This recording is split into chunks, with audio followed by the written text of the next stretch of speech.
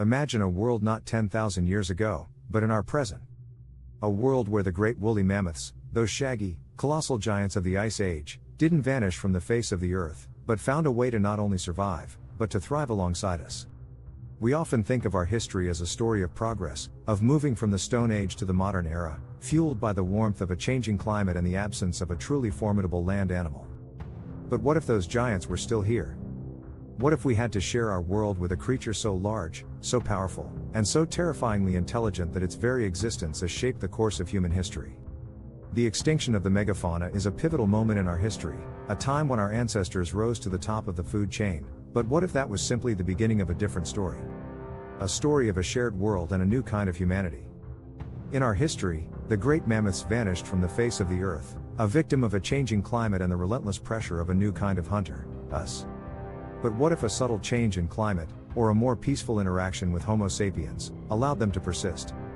What if a different branch of the evolutionary tree was already well on its way to finding a way to coexist with us? This is a journey into a world where a different kind of dawn breaks over a prehistoric world, a look at a shared world that could have been, and the legacy it would leave behind. It is a story of a silent shift that would alter the course of Earth's history. The giants among us, a history of coexistence in this timeline. The relationship between early humans and the woolly mammoths is not one of simple prey and predator. It is a complex, delicate, and often brutal dance of coexistence. The mammoths, in this world, are not just solitary animals.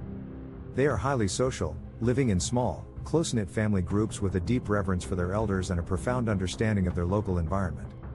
They are masters of the cold, and their bodies are perfectly adapted to the harsh Ice Age climates. The key to their survival is a behavioral adaptation. They learn to avoid direct conflict with the more numerous and technologically advanced Homo sapiens, and to instead find their own niches in the vast and dangerous Ice Age landscape. The immediate consequences of this coexistence would be both profound and subtle. The development of human technology would be shaped by the presence of the mammoths. We would not be able to simply spread across the globe unchallenged. We would have to be more cautious, more resourceful, and more respectful of the local inhabitants. The great migrations of our ancestors would be shaped by a new kind of map, a map that shows not just the rivers and mountains, but also the territories of the great mammoth herds. The relationship would not be one of friendship, but of a grudging, wary, and often brutal peace. The social structure of the human tribes would be built around the need for constant vigilance. The children would be taught from an early age how to recognize the signs of a mammoth, how to build a fire, and how to use a spear. The elders would be the keepers of stories and legends of the great beasts, of the times when the peace was broken, and of the lives that were lost. Their societies would not be driven by a sense of dominion over nature, but by a sense of humility and a deep respect for it. Their history would be filled with stories of great escapes and heroic battles, not of great conquests. Their art would be a celebration of the struggle for survival, of the power of the great beasts, and of the unshakable resilience of the human spirit. Their technological development would be a fascinating divergence from our own. While we were driven by a need for efficiency and a mastery of our environment, the humans in this timeline would be driven by a need for safety. They would develop more advanced traps, more effective ways to build a secure shelter, and more deadly spears. They would be masters of survival, but not of conquest. They would see themselves as a part of the great web of life, not as its masters. This would make their civilization incredibly resilient, but also incredibly cautious. They would not have the drive to explore, to expand, or to conquer new territories, as they would be too preoccupied with the dangers of their own world. They are a civilization of survivors, not of explorers. They are a testament to the power of the human will, but also a cautionary tale about the limits of human ambition in a truly dangerous world. Their spirituality would be a fascinating blend of animism and a deep reverence for the great beasts. They would believe that the mammoths are not just animals, but a kind of god, a living, breathing force of nature that must be appeased and respected. They would have rituals and ceremonies to appease the great beasts, to ask for their protection, and to show their respect.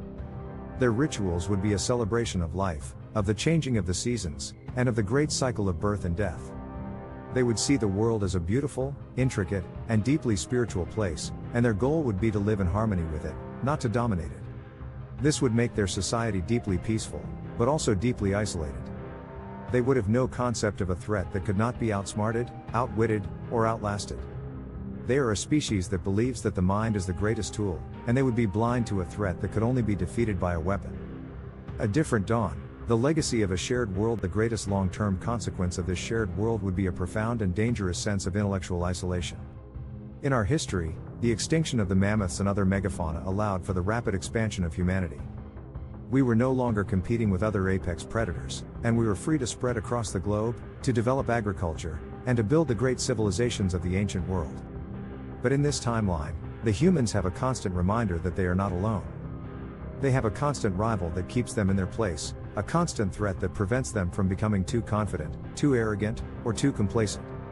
The human civilization in this world would reach a technological peak, but a societal plateau. They would be masters of survival, but not of conquest. They would develop more advanced tools, but they would not have the drive to build great cities or to explore new lands. They would be a species of hunters and gatherers, but they would be the most technologically advanced hunters and gatherers in history. The unsinkable myth would not be a physical ship, but the idea of human dominance. The belief that they could ever truly conquer the world would be shattered from an early age.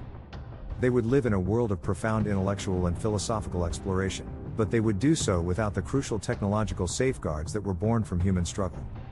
This would lead to a period of unchecked intellectual curiosity, a golden age of thought, where knowledge would take precedence over survival. The inevitable result would be a future, larger, and far more catastrophic event, the rise of a new rival. In our timeline, the great beasts died out, and we were left to compete with our own kind. This led to the great wars of history, the rise of empires, and the development of the most destructive weapons the world has ever seen. But in this timeline, the humans have a constant external threat that keeps them united. They would be a species that is constantly on guard, constantly wary, and constantly prepared for the next battle. The disaster would be a far greater tragedy than the wars of our history. The survival of the mammoths, in a bizarre twist of fate, would have created a more dangerous world, one where the most essential lessons were never learned.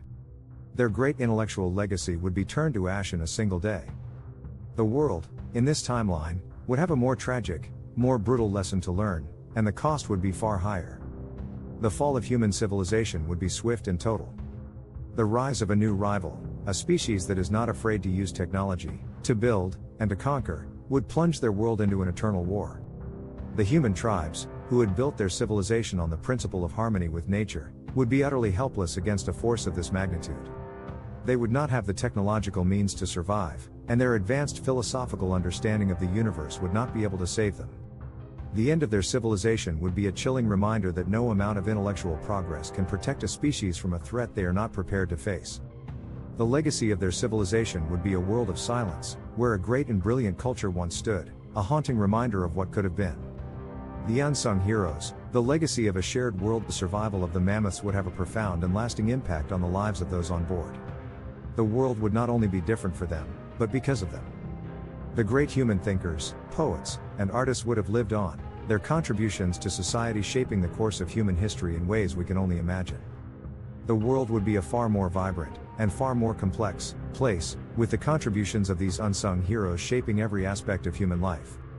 Their intricate language would have captured the beauty of the natural world, their philosophical texts would have explored the meaning of existence, and their art would have preserved the memories of a world that would soon be lost forever. However, a world with the mammoths would also have a more subtle impact. The story of their coexistence would have been a testament to the power of a different kind of progress. Their legacy would be not one of technological prowess, but of intellectual achievement. The rise of a new rival, which in our history was a moment of utter and total destruction, would be a tragic, yet defining moment of their history. The story of a civilization that rose to intellectual greatness and was then wiped out by a single, catastrophic event, would be a haunting and powerful reminder of the fragility of even the most brilliant minds. The world would be a more thoughtful, and perhaps a more spiritual, place, with the human story serving as a cautionary tale for all future generations. This timeline, where humans lived with the mammoths, shows us the profound and often hidden consequences of our historical choices. It's a world of great intellectual and philosophical marvel, of uninterrupted progress, and of a great victory for cognitive ingenuity. But it is also a world without a great tragedy, and without the technological push that a tragedy brings. The paradox of this timeline is that in their quest to create a more perfect and more comfortable world, they would have lost the opportunity to learn from their mistakes. The extinction of the mammoths was a tragedy, but it was also a great lesson, one that would have been learned by our own species, but in this timeline, it was a lesson that was learned too late. The humans' rise would have created a world of intellectual complacency, a world that was blind to its own flaws and vulnerabilities. This is a powerful, and deeply moving, look at a future that could have been, and a reminder that sometimes, the greatest lessons are the ones that are learned from the greatest mistakes. If humans had domesticated the mammoths, how would their world have been different? Do you think a world with mammoths would have been more or less peaceful than our own? How would the coexistence of humans and mammoths have changed the course of evolution for other species?